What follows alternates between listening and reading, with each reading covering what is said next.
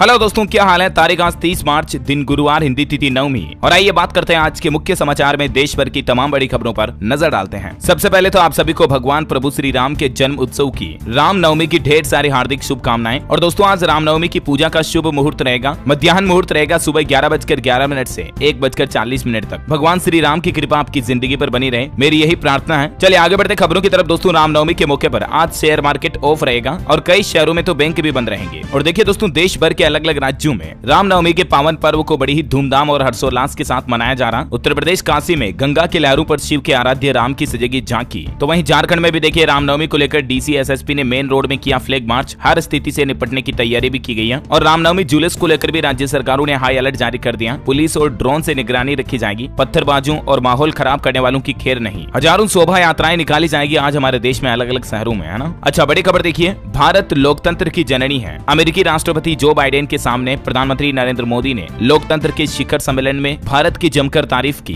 PM बोले कि वैश्विक चुनौतियों के बावजूद भारत दुनिया में सबसे तेजी से बढ़ती हुई अर्थव्यवस्था है। अच्छा, वही खबर है कि राहुल गांधी की सांसद सदस्यता जाने के बाद पहली बार संसद पहुंचे राहुल गांधी और सोनिया के साथ कांग्रेस सांसदों की बैठक में शामिल हुए। अभी संसद के दोनों सदन 3 अप्रैल तक के लिए स्थगित कर दिए गए। बड़ी खबर देखिए, पीपीएफ और सुकन्या समृद्धि योजना में सरकार बड़ा बदलाव करने जा रही। 1 अप्रैल से लागू होगा नया नियम। दरअसल दोस्तों, इस तरह की छोटी छोटी स्मॉल सेविंग स्कीम्स में योजनाओं में सरकार ज्यादा से ज्यादा लोगों को जोड़ने के लिए अब नियम में बदलाव करने जा रही है। स्मॉल सेविंग स्कीम में अब लोगों को पैन कार्ड के बजाय आधार कार्ड यूज करके ही छोटी बचत योजनाओं में निवेश की परमिशन मिलेगी। अभी तक इनमें पैन कार्ड भी जरूरी होता है, लेकिन अब सिर्फ आधार कार्ड के जरिए भी आप इन योजनाओं में जुड़ सकेंगे। वहीं देखिए बड़ी खबर, आम आदमी की जेब पर एक और बड़ा झटका लगने जा रहा महंगाई का। 1 अप्रैल से बुखार उतारना भी महंगा होगा। जी हाँ, पैरासीटामोल समेत 900 तरह की दवाओं के दाम 12% तक बढ़ जाएंगे। जी हाँ, अब गोली भी आपकी महंगाई का सरदर्द दूर नहीं कर पाएंगी। दरअसल भारत में दवाओं की कीमत को नियंत्रित रखने वाली नेशनल फार्मास्यूटिकल्स प्राइसिंग अथॉरिटी यानी एनपीपीए ने 1 अप्रैल से जरूरी दवाओं के दाम में 12% बढ़ोतरी करने का आदेश जारी कर दिया है। और इस तरह से इस लिस्ट में करीब 800 से 900 तरह की ऐसी दवाइयां शामिल की गई हैं जिनके दाम 12% बढ़ जाएंगे अप्रैल से ही, है ना। वैसे आपने मीडिया में काफी ऐसी खबरें भी देखी होंगी कि 1 अप्रैल से यूपीआई ट्रांजैक्शन भी महंगा हो जाएगा। और खबरों में बताया जा रहा है कि 2000 रुपए से ज्यादा का ट्रांजैक्शन करने पर आपको चार्ज भी देना पड़ेगा, राइट। लेकिन इस कंफ्यूजन को दूर करने के लिए एनपीसीआई की तरफ से एक बयान जारी किया गया, national payments corporation of India. इसकी ओर से कहा गया कि 2000 से ज्यादा के पेमेंट पर ग्राहकों को कोई एक्स्ट्रा चार्ज नहीं देना पड़ेगा। लेकिन यहाँ पर एक छोटा सा ट्विस्ट है, और वो क्या, तो जरा समझिए। बैंक टू बैंक के यूपीआई ट्रांजैक्शन तो फ्री रहेंगे, लेकिन एनपीसीआई का कहना है कि केवल वॉलेट जैसे प्रीपेड इंस्ट्रूमेंट से ट्रांजैक्शन करने पर 1.1% फीस लगेगी। समझ रहे हो ना। मतलब कि 1 अप्रैल से जैसे पेटीएम वॉलेट हो गया, फोन पे वॉलेट हो गया, इस तरह के वॉलेट या कार्ड जैसे प्रीपेड इंस्ट्रूमेंट्स के जरिए 2000 रुपए से ज्यादा का यूपीआई पेमेंट करने पर 1.1% तक की इंटरचेंज फीस लगेगी। बाकी अदरवाइज नॉर्मली जो अपन क्यूआर कोड स्कैन करके करते हैं या किसी को पैसे भेजते हैं, बैंक टू बैंक यूपीआई का यूज करोगे ना तो कोई फीस नहीं देनी पड़ेगी। और बाकी प्रीपेड इंस्ट्रूमेंट से किए गए यूपीआई पेमेंट पर इंटरचेंज फीस अलग अलग कैटेगरी में अलग अलग लगेगी। जैसे टेलीकॉम के लिए म्यूचुअल फंड,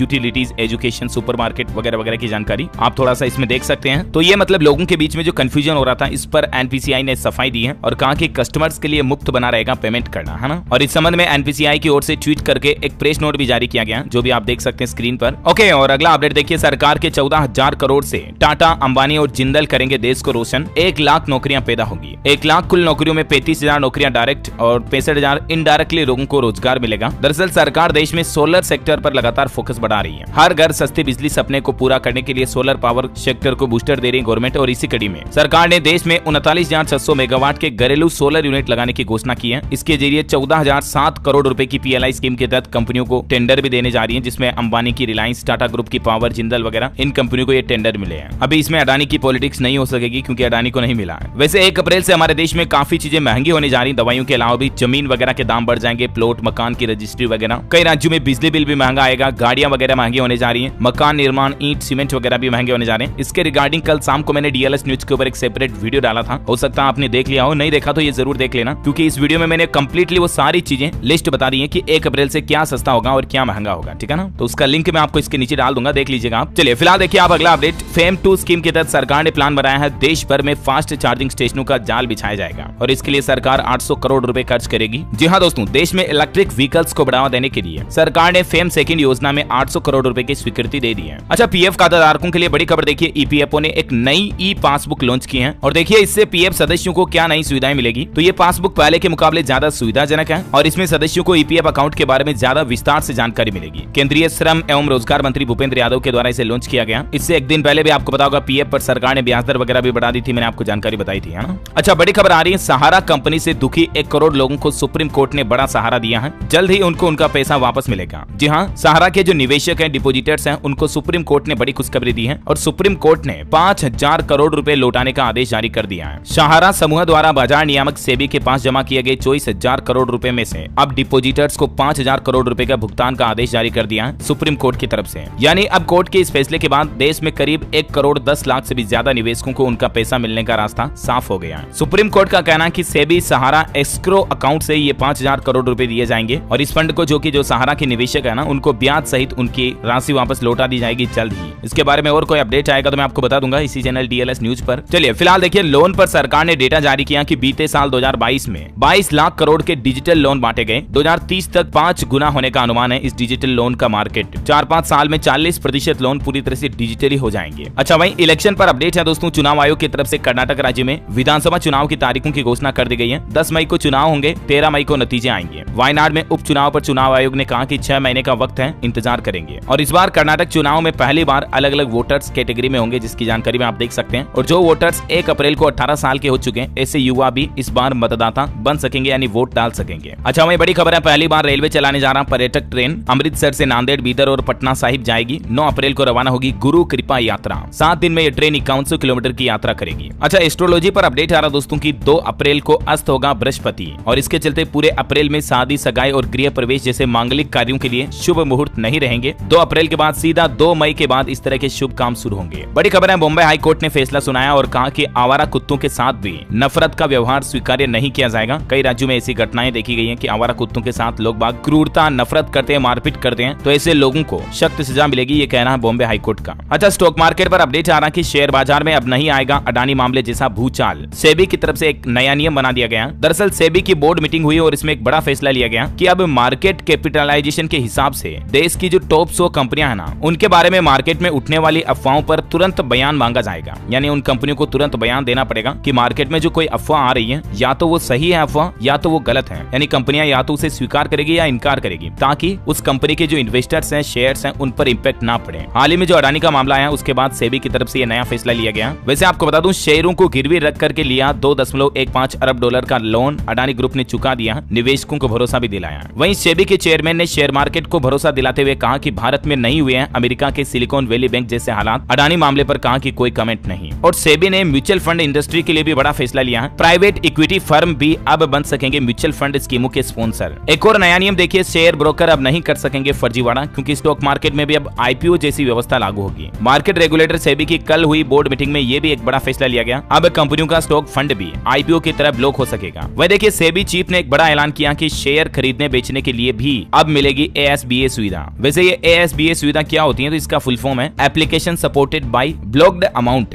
तो ये वो नियम है जिसके बारे में मैं बात कर रहा था। और सेबी से एक और अपडेट आना कि बड़ा एक्शन देखिए, लिस्टेड कंपनियों के बोर्ड में परमानेंट बने रहने का चलन अब समाप्त होगा। 1 अक्टूबर से सेबी इस तरह का नया नियम भी लागू करेगी कि जो लिस्टेड कंपनियां हैं उनके बोर्ड परमानेंट नहीं रहेंगे। चलिए अगला अपडेट आ रहा दोस्तों, सरकार ने 30,000 से ज्यादा वेब लिंक URL को ब्लॉक करने का निर्देश दिया है। केंद्रीय मंत्री अश्विनी वैष्णव का ये कहना है। अच्छा, वहीं पंजाब के अमृतपाल मामले पर बड़ी खबर आ रही कि अमृतपाल ने फरार होने के बाद पहली बार वीडियो जारी करते हुए कहा, एक तो सरबत खालसा बुलाने की अपील की और उसने सरेंडर की भी 3 शर्तें रखी कि मेरे साथ मारपीट ना हो, मुझे पंजाब की जेल में रखा जाए और सरेंडर को गिरफ्तारी न बताई जाए। अमृतपाल की तरफ से वीडियो जारी करते हुए ये बयान जारी किए गए हैं। फेसबुक लाइव किया अमृतपाल सिंह ने और उसके बाद ये कुछ बातें कही। अलगाववादी विचारधारा से युवाओं को उकसाने की भी कोशिश की गई। वैसे अमृतपाल के अवैध हिरासत का सबूत न देने पर भी हाईकोर्ट का कहना है कि पंजाब में सैकड़ों थाने हैं, कितनों की CCTV जांच करे अदालत। अच्छा, अगला अपडेट देखिए, साल 2024 तक 2 इलेक्ट्रिक 2 व्हीलर लॉन्च करेगा होंडा। एक EV में फिक्स्ड और दूसरी में स्वेपेबल बैटरी मिलेगी। और अच्छी बात है कि ये पूरी तरह से मेड इन इंडिया होंगे। कर्नाटक के नरसापुरा प्लांट में इनको बनाया जाएगा। अच्छा, साथ ही खबर है कि राष्ट्रगान के अपमान मामले में पश्चिम बंगाल की मुख्यमंत्री ममता बनर्जी को हाईकोर्ट से राहत नहीं मिली है। हाईकोर्ट ने शिकायत रद्द करने से इनकार कर दिया। साल 2021 में राष्ट्रगान के दौरान कार्यक्रम से चली गई थी ममता बनर्जी। इसी मामले पर एक केस चल रहा है। वह देखिए, उत्तर प्रदेश में अतीक अहमद मामले पर खबर आ रही कि 2 सप्ताह में निपटा दिए जाओगे। यूपी पुलिस के बड़े अधिकारी ने धमकी दी। अतीक के भाई अशरफ ने यह आरोप लगाया। अतीक अहमद को सजा हो चुकी है, उसके बावजूद भी एनकाउंटर का डर है। अच्छा, मैं देखिए दोस्तों, एक गुड न्यूज आई है, खुशखबरी। मध्य प्रदेश के कूनो नेशनल पार्क में नामीबिया से लाई गई चीता ने 4 शावकों को जन्म दिया है। वैसे मध्य प्रदेश सरकार का कहना है कि 1450 छोटे उद्योगों को 400 करोड़ रुपए की सब्सिडी दी गई। मध्य प्रदेश के मुख्यमंत्री शिवराज सिंह बोले कि उद्यमी मध्य प्रदेश के विकास पार्टनर हैं। अच्छा, एमपी में 1 अप्रैल से ही वंदे भारत ट्रेन की शुरुआत भी होने जा रही है। 52 सेकंड में 100 की स्पीड पकड़ती है ट्रेन। 7.5 घंटे में भोपाल से दिल्ली पहुंचा देगी। उंगली टच करने से ऑन ऑफ होगी लाइट। इस तरह की एडवांस टेक्नोलॉजी इसमें लगाई गई है। बुलेट की रफ्तार से चलने वाली वंदे भारत ट्रेनों की शुरुआत अब हमारे देश में बढ़ रही है। देखिए, राजस्थान में भी अप्रैल से वंदे भारत ट्रेन की शुरुआत होने जा रही है। अजमेर से दिल्ली तक दौड़ेगी। 130 किलोमीटर प्रति घंटे की रफ्तार से ट्रैक पर दौड़ी। इसका ट्रायल भी सक्सेसफुली कंप्लीट हो चुका है। और केंद्रीय रेल मंत्रालय ने एक और ट्रेन को हरी झंडी दे दी है। झारखंड, रांची और बिहार पटना के बीच 25 अप्रैल से शुरू होगी वंदे भारत एक्सप्रेस ट्रेन। ये सप्ताह में 6 दिन चलेगी। और इतना ही नहीं, अब तो पहाड़ों में भी वंदे भारत ट्रेन शुरू होने जा रही है। 3.5 घंटे में जम्मू कश्मीर से श्रीनगर पहुंच पाएंगे। 1000 फुट ऊंचे ब्रिज से 100 की स्पीड से गुजरेगी वंदे भारत एक्सप्रेस ट्रेन। जम्मू में भी इसकी शुरुआत होने जा रही है ना। और वहीं देखिए, मध्य प्रदेश में बिजली यूनिट की नई दरें लागू होने जा रही है। 200 यूनिट तक की बिजली पर आपको 25 रुपए ज्यादा देने पड़ेंगे, यानी कि बिजली बिल आपका महंगा हो जाएगा। घरेलू उपभोक्ताओं के लिए न्यूनतम शुल्क समाप्त कर दिया गया है। और खबर है कि मध्य प्रदेश में घरेलू बिजली दर में 6 पैसे प्रति यूनिट की बढ़ोतरी हुई है। महीने भर में 300 यूनिट खपत करने वाले बिजली उपभोक्ताओं को 38 रुपए ज्यादा देने पड़ेंगे। इसी तरह से 200 यूनिट पर 25 रुपए ज्यादा लगेंगे। ये नई दरें 1 सप्ताह बाद लागू हो जाएगी। बड़ी खबर है, हरियाणा के मुख्यमंत्री ने अवैध कॉलोनियों पर बड़ा फैसला लिया। रजिस्ट्रेशन पर रोक लगा दी है। हरियाणा पानीपत नगर निगम के जोनल टैक्स ऑफिसर को भी सस्पेंड किया गया। वैसे हरियाणा को एक और नया आयोग भी मिला है। रेशनलाइजेशन में 6 महीने का होगा अध्यक्ष। विभागों की ड्यूटी और कामों का तैयार करेगा चार्टर। हरियाणा सरकार ने राजन गुप्त की अध्यक्षता में गठित रेशनलाइजेशन आयोग की संरचना और इसके कार्यक्षेत्र के बारे में जानकारी दी है। साथ ही हरियाणा में देखिए आप, हर ब्लॉक में 2 PM श्री स्कूल बनाने की भी योजना शुरू होने जा रही है। ड्रोन कोडिंग और डेटा एनालिसिस सीखेंगे विद्यार्थी।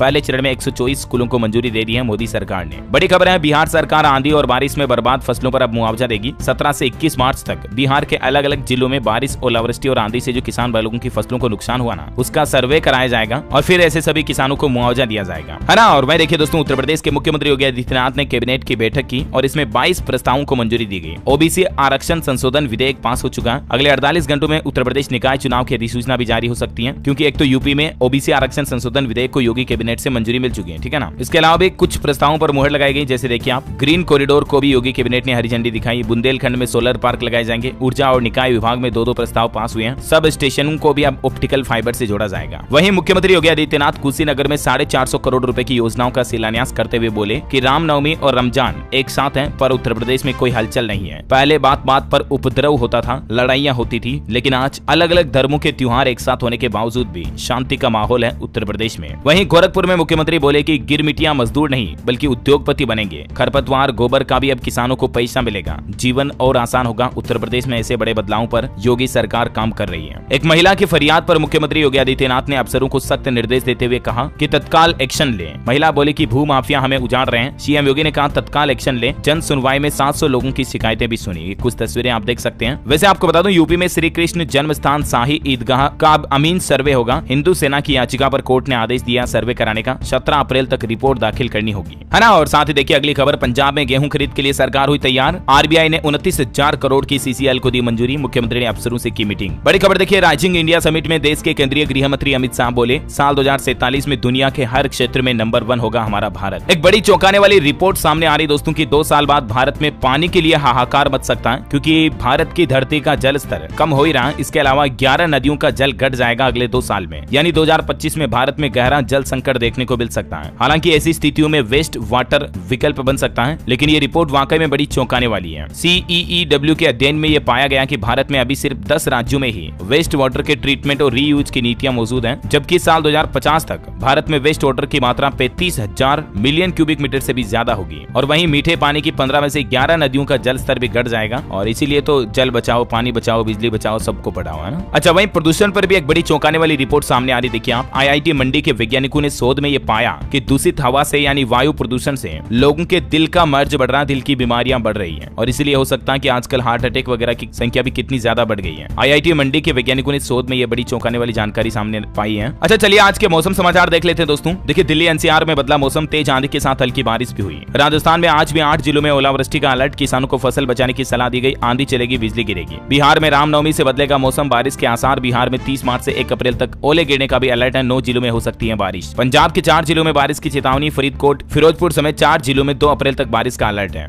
स्काईमेट वेदर की रिपोर्ट के मुताबिक अगले 24 घंटों के दौरान अरुणाचल प्रदेश में हल्की मध्यम बारिश हो सकती है। बाकी गंगे, पश्चिम बंगाल, तटीय उड़ीसा ओडिशा, दक्षिण तमिलनाडु और केरल में भी हल्की बारिश की संभावना है। चलिए सराफा बाजार पर नजर डालें तो देखिए सोना चला चांदी से उल्टी चाल। गोल्ड के भाव में 110 रुपए की गिरावट आई है और अभी सोना 58,740 रुपए प्रति 10 ग्राम चल रहा है, जबकि चांदी 350 रुपए की तेजी के साथ 70,100 रुपए प्रति किलो पर चल रही है। और चलिए दोस्तों अब आज के कोरोना बुलेटिन देख लेते हैं। फिर से भारत में कोरोना वायरस डराने लगा है। देश में कोरोना संक्रमण की रफ्तार बढ़ती जा रही है। पिछले 24 घंटों में 2151 नए मामले सामने आए, जो कि पिछले 5 महीनों में सबसे ज्यादा है। देश में कोविड की रफ्तार फिर से तेज हो गई, जरा सावधान हो जाइए। पिछले 9 दिनों के दौरान ही कोरोना केस 3 गुना तक बढ़ गए। पिछले 24 घंटों में 2151 नए मरीज आए और 7 लोगों की मौत भी हुई। और एक्टिव केस की संख्या देखिए 11,000 से भी ज्यादा पहुंच चुकी है। अभी भारत में एग्जैक्ट सक्रिय मामले 11,903, ऑलमोस्ट 12,000 कह सकते हैं अपन, इतने बढ़ गए हैं। उत्तर प्रदेश में भी देखिए 11 दिनों में 4 गुना कोरोना बढ़े। 304 एक्टिव केस चल रहे हैं। 24 घंटों में 74 नए मामले आए। हरियाणा में कोरोना की दस्तक ने चिंता बढ़ाई। 24 घंटों में 91 नए केस, 307 एक्टिव मामले हो चुके हैं। राजधानी दिल्ली में भी कोरोना की रफ्तार तेज हुई है। पिछले 24 घंटों में 300 नए मामले आए, 2 मरीजों की मौत हुई। और दोस्तों ना सिर्फ कोरोना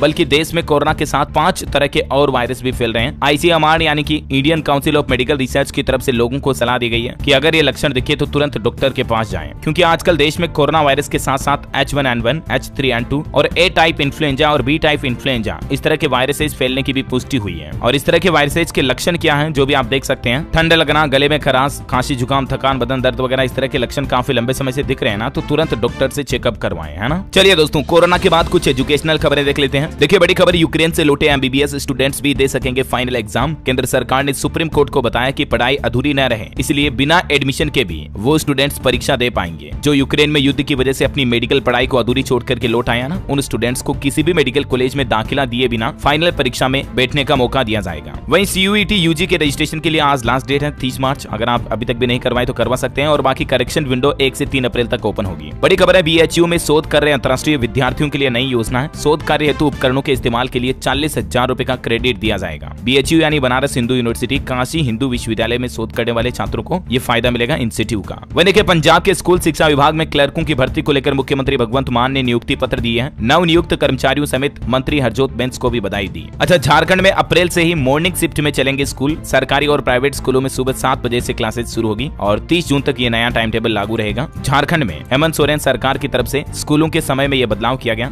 11 बजे बच्चों को अब मिड डे मील मिलेगा, है ना। वहीं बड़ी खबर आ रही कि ठगे न जाएं विदेशी छात्र। पंजाब के 700 छात्रों का वीजा फर्जी मिलने के बाद कनाडा में नए नियम लागू किए गए। जून 2024 तक इन नियमों को लागू करने की योजना बनाई जा रही है। और चलिए एजुकेशन के बाद कुछ और खबरें देख लेते हैं फटाफट से। देखिए बागेश्वर धाम के पंडित धीरेन्द्र कृष्ण शास्त्री ने बड़ा ऐलान किया कि 15 अगस्त को अमेरिका में फहराएंगे तिरंगा। दूसरे धर्म के लोग भी बोलेंगे हरी हरी। बड़ी खबर देखिए, देश के 5 राज्यों में सोना मिला है। सोने के भंडार वाले 5 राज्य कौन कौन से देख सकते हैं आप? महाराष्ट्र, मध्य प्रदेश, कर्नाटक, राजस्थान, झारखंड। यहाँ सोने के भंडार मिले हैं। केंद्र सरकार ने लोकसभा में ये बात की जानकारी दी है। जैसे मतलब जम्मू कश्मीर में लिथियम मिला था ना, वैसे ही। बड़ी खबर है, सरकार आपके PF के पैसे को अब इक्विटी में भी लगाएगी। 15% निवेश किया जाएगा। इसको लेकर सैद्धांतिक मंजूरी मिल चुकी है। वह देखिए राजस्थान में आंगनबाड़ी कर्मियों को गहलोत सरकार ने बड़ा तोहफा दिया। अब वेतन बढ़ा हुआ मिलेगा। राजस्थान में विधानसभा चुनाव से पहले आंगनबाड़ी केंद्रों एवं शिशु पालना गृह पर कार्यरत कर्मियों के मानदेय में बढ़ोतरी की घोषणा की गई है। 15% बढ़ोतरी की जाएगी और इस बढ़ोतरी के बाद अब मानदेय कितना मिलेगा जिसकी जानकारी भी आप स्क्रीन पर देख सकते हैं। टेक्नोलॉजी से खबर है, मोटोरोला ने नया budget friendly mobile phone launch किया। मोटो G13 90 हर्ट्ज रिफ्रेश रेट के साथ 6.5 इंच LCD डिस्प्ले मिलेगा। कीमत 10,000 से भी कम और इसका बैक लुक तो देखिए मतलब एप्पल आईफोन की तरह दिख रहा है। अच्छा, एक बड़ा चौंकाने वाला खुलासा सामने आ रहा दोस्तों की ब्रिटेन में ऋषि सुनक के प्रधानमंत्री बनने के बाद नस्लवादी अंग्रेज ज्यादा दुखी हैं। यहाँ तक कि भारतीयों पर भी हर महीने 1000 हेट क्राइम बढ़े हैं। अच्छा, बिहार में मुजफ्फरपुर समेत उत्तर बिहार से गुजरने वाली कई सारी ट्रेनें प्रभावित रहने वाली हैं। छपरा की ओर जाने वाली 8 ट्रेनें रद्द की गई और आम्रपाली समेत कई ट्रेनों का रूट भी बदला गया। तो आप रेल यात्रा करते दौरान ध्यान रखिएगा ना। वही देखिए उत्तर प्रदेश में इलाहाबाद हाईकोर्ट के फैसले अब आपको हिंदी में भी जानने मिलेंगे। वेबसाइट पर डाला गया 69,000 शिक्षक भर्ती का फैसला। छत्तीसगढ़ के श्रमिकों के लिए बड़ी अच्छी खबर आ रही है। अब 225 से 260 रुपए अधिक मिलेगी मजदूरी। 1 अप्रैल से ही श्रमिकों की मजदूरी में बढ़ोतरी करने का फैसला किया है और इस बढ़ोतरी के बाद अकुशल, अर्धकुशल, कुशल और उच्च कुशल श्रमिकों की आमदनी क्या होगी? पहले ये थी और अब ये हो जाएगी, जिसकी जानकारी भी आप देख सकते हैं। अच्छा, वही देखिए चंडीगढ़ में 1 अप्रैल से व्हीकल स्क्रैपिंग सेंटर शुरू होगा। पुरानी गाड़ियां स्क्रैप करवाने पर नए वाहन पर छूट मिलेगी। प्रशासन करेगा पहल। बड़ी खबर है, उत्तर प्रदेश के मुख्यमंत्री योगी आदित्यनाथ ने प्रदेश के हजारों खिलाड़ियों को बड़ी सौगात दी है और उत्तर प्रदेश में जो खिलाड़ी है ना, उनको अब 5 लाख रुपए तक का स्वास्थ्य बीमा का लाभ मिलेगा। हेल्थ इंश्योरेंस दिया जाएगा। ये मतलब योगी सरकार की तरफ से फैसला लिया गया। प्रदेश के लगभग 11,000 खिलाड़ियों को इस योजना का फायदा मिलेगा। अच्छा, छत्तीसगढ़ में नहीं बढ़ेंगे बिजली के दाम। 1 अप्रैल से लागू होगा नया निर्णय। ज्यादातर सेक्टरों में पहले की तरह छूट जारी रहेगी। वह देखिए झारखंड राज्य के पंचायत सचिवालय बनेंगे आधुनिक। कैबिनेट से स्वीकृति मिलने के बाद विभाग हुआ एक्टिव और इसके साथ ही 4345 पंचायतों के सुदृढ़ीकरण का काम भी जल्द शुरू होगा। हिमाचल प्रदेश कैबिनेट के अहम निर्णय देखिए, ट्रांसपोर्ट अपीलेट स्टेट ट्रिब्यूनल का हमीरपुर में हेडक्वार्टर्स बनाया जाएगा। ITI व इंजीनियरिंग कॉलेज में नए कोर्स को भी हरी झंडी दी गई है। वहीं हिमाचल विधानसभा में 56,683 करोड़ का बजट भी पास हुआ। लोकतंत्र प्रहरी योजना बंद करने पर हंगामा हुआ। उद्योग मंत्री बोले RSS के लोगों को फायदा देने की है ये योजना। बड़ी खबर है, कर्नाटक चुनाव में इस बार घर बैठे भी आप वोट डाल सकेंगे। कई सारे वोटर्स को वोट फ्रॉम होम की सुविधा मिलेगी, जिसमें खास करके जो बुजुर्ग और दिव्यांग वोटर्स है ना, उसको कर्नाटक चुनाव में इस बार निर्वाचन आयोग की तरफ से ये सुविधा मिलने जा रही है। बड़ी खबर है, उत्तराखंड में केंद्र सरकार ने सेतु बंदर योजना का तोहफा दिया है। दून समेत 5 शहरों को मिले 6 ROB यानी रेलवे ओवरब्रिज को मंजूरी दी गई है, जिससे कि ट्रैफिक सुविधाएं बेहतर होगी। वैसे उत्तराखंड में प्रदेश की नई आबकारी नीति पर यानी कि शराब की जो नई नीति लागू करने जा रही थी सरकार अप्रैल से, उस पर हाईकोर्ट ने रोक लगा दी है और इस नीति पर 10 अप्रैल तक उत्तराखंड सरकार से हाईकोर्ट ने जवाब भी मांगा है। बड़ी खबर है, राजस्थान में प्राइवेट चिकित्सकों के समर्थन में अब सरकारी चिकित्सकों ने भी काम का बहिष्कार कर दिया है। हालांकि सरकार ने गवर्नमेंट डॉक्टर्स के लिए छुट्टियों पर रोक लगा दी है। 11 दिन हो गए स्वास्थ्य का अधिकार विधेयक जो राइट्स टू हेल्थ बिल है, उसका विधेयक का विरोध अभी भी जारी है। राजस्थान समेत कई राज्यों में डॉक्टर्स इसका विरोध कर रहे हैं। वह देखिए बड़ी खबर, दिल्ली बॉर्डर के करीब बना सकेंगे आशियाना। यूपी सरकार ने आवास विकास योजना को दी मंजूरी। बड़ी खबर है, हिमाचल के 25 गाँव को मिलेगी सड़क सुविधा। नाबार्ड से 102 करोड़ का लोन हुआ मंजूर। 152 किलोमीटर नई सड़कें बनाई जाएंगी। वह देखिए हिमाचल और पंजाब के मुख्यमंत्री की मीटिंग हुई और हिमाचल के मुख्यमंत्री सुखविंदर सिंह सुक्खू बोले कि वाटर सेज से पंजाब और हरियाणा पर नहीं पड़ेगा असर। चीफ सेक्रेटरी लेवल पर कमेटी होगी गठित। हिमाचल बॉर्डर एरिया से भी पुलिस कर्मी रोटेट किए जाएंगे। सरकार को मिल रही थी शिकायत, तो सीएम सुक्खू बोले ड्रग माफिया को खत्म करेंगे। और देखिए उत्तर प्रदेश की 2 सीटों पर उपचुनाव की तारीखों का ऐलान हो चुका है। आजम खान के बेटे की सदस्यता जाने के बाद सीट हुई थी खाली, तो अब ऐसे में रामपुर की स्वार टांडा विधानसभा सीट और मिर्जापुर की 96 सीट पर 10 मई को वोटिंग होगी और 13 मई को नतीजे आएंगे, है ना। और देखिए पाकिस्तान में हालात कितने गंभीर चल रहे हैं। पंजाब प्रांत में मुफ्त आटा लेने के दौरान कम से कम 11 लोगों की जान चली गई, 60 लोग घायल हो गए। भगदड़ मच रही है, लोगों को खाने के भी आटे, गेहूं, दाल, चावल के भी लाले पड़ रहे। इतनी ज्यादा हालात खराब चल रहे हैं पाकिस्तान में अभी। और एक बड़ी चेतावनी आपको देना चाहूंगा, आजकल UPI यूज करने वाले लोग बाग अलर्ट हो जाएं, क्योंकि ठगों ने ऐसे पेटने का नया तरीका निकाला है। दरअसल देश की आर्थिक राजधानी मुंबई से इस तरह के 81 UPI की धोखाधड़ी के मामले सामने आए, जिनमें पहले तो आपके